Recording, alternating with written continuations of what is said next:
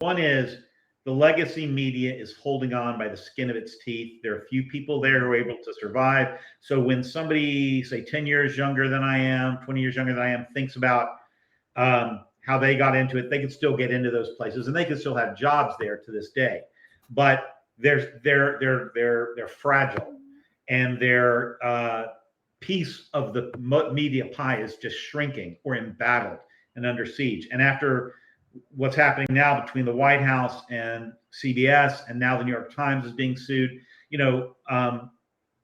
so there's that sense of a legacy that, people still talk about mainstream media as if that's this powerhouse juggernaut.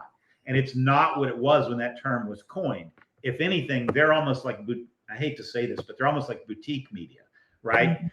So then you have that area. The world of social media, of TikTok, Instagram, Facebook, which is now arguably what we used to call the first draft of history, right? When I was a journalist coming up, we said we were writing the first draft of history. It was a common coinage. I can't take credit for it, but it was often said that that's what we're doing. We were the first ones on the scene at a fire. We were the first ones on the scene at the cops and courts every morning.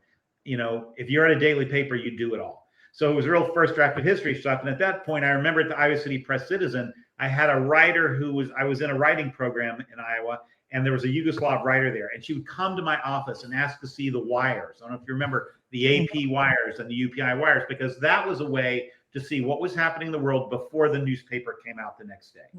So now social media, from TikTok through Instagram to Facebook, wherever you are, that's the first draft of history. It was a withdrawal of a vast media empire around the world that was never replaced. So, so then there are the local, you asked about local papers. So I started local papers. So where do you go now?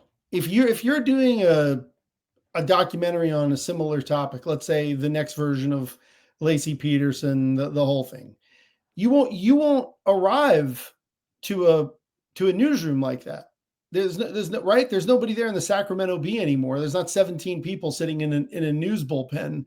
What's your strategy as a documentarian or somebody who's going to report on this? Like, what are you going to go to Nextdoor? Are you going to go to Reddit? Like, where do you get the information, John? Like, how are these stories going to come to light?